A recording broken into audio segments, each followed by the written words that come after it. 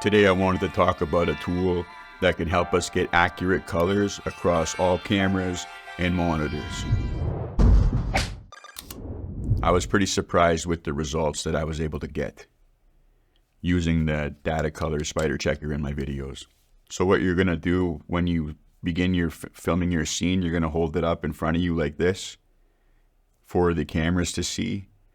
And then from there, after you do that for a few seconds, when you take it into your editing program, that's when you're going to be able to use the color charts to line it up and match it. This is not going to be your end-all solution for color grading, but it's going to give you a good starting point. And from there, you can make some changes and alterations to your video and basically avoid the whole color correction process, which can take a little bit of time and can be tedious if you're new to video editing and color grading. If you're new to the channel, my name is Mike Mandigo. This is Passion Video Productions. Thanks for stopping in. Another reason that I ended up deciding to buy this was because I made the purchase off of Amazon. Who hasn't really bought anything off Amazon these days? But the return policy is pretty good, so I decided to take the risk, give it a shot, see if it worked, see if I liked the results from using it, and if I didn't, then I would just return it, and that's that, spend the money on something else. But I'm happy with the results that I got using it.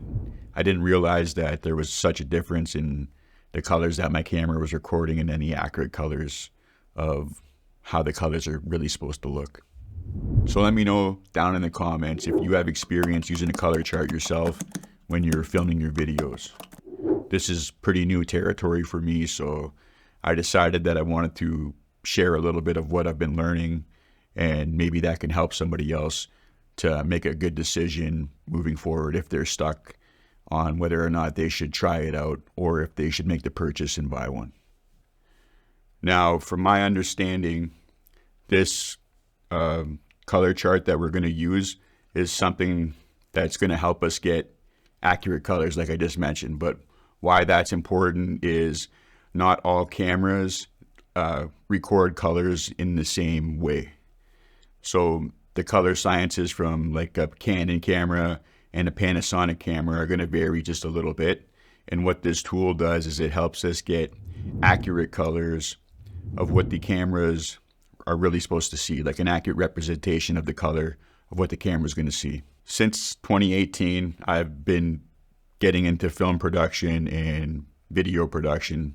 When I started out, I was using a program called Filmora. Now, this was a pretty basic level introductory editing program, which is good if you're just learning. It helped me to figure out how to put things onto a timeline and cut them and get the basics of editing. In 2022, I decided to get DaVinci Resolve Studio because of it would be able to unlock a bunch of features that I wasn't able to do inside of Filmora, which was get better at color grading and also to use vlog footage, which is something that I had been putting off for a little bit, even though my cameras were able to record that. So one of the things that was stopping me from using vlog was being intimidated by the process that has to go along with that. Like anything that we do in life, practice makes perfect. The more that I've been doing it, the more I've been getting better at getting a proper look from my videos instead of just using the baked in looks from the standard profile and natural profile. The reason why I would want to use the vlog, and the reason why you might be wanting to use a vlog as well, it's going to help you get more dynamic range out of your videos as well. You're going to have more flexibility when you're wanting to color grade. One of the things that I've seen a lot of people use on YouTube and for video editing and stuff, and their color grading, is they're using this Passport color chart. It made me want to look it up and see how much it is and if I should start using it or not. When I checked them online, they were pretty steep in price. And the one that I picked up was going for about just on $130 plus taxes. Like I said, I was a little bit skeptical to use one of these because I didn't really know what it was going to do for me.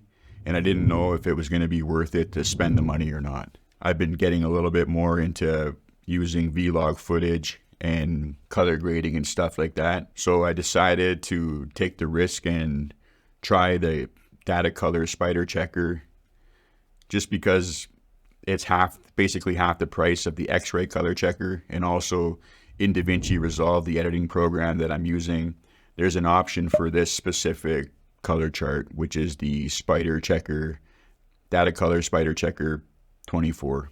I wasn't really sure on how to use one of these at first, so after doing a little bit of research on YouTube, I came across a video where a guy did a pretty good job explaining how to use it in DaVinci Resolve and how to go about matching it up so you can get the right colors. I had seen some other videos online where they show to use one of these to get the right colors, but they didn't really go through the process of how they did it and how they applied it. Once I followed through with what this guy was doing, I was able to see that the process of how it was done. And then that made me want to say, okay, well, let me take a risk on buying this Datacolor Spyder Checkr Passport Photo 24 and see if it makes an improvement in my videos or not. When I was doing my research on how to use the color charts, I came across a video by Colin Kelly. In his video, he was saying that sometimes when people are filming, they're trying to get a certain look inside the camera. So they might be using like warmer tones and stuff like that, where it's not going to look neutral. It's not going to have a neutral color. They're aiming for a certain look.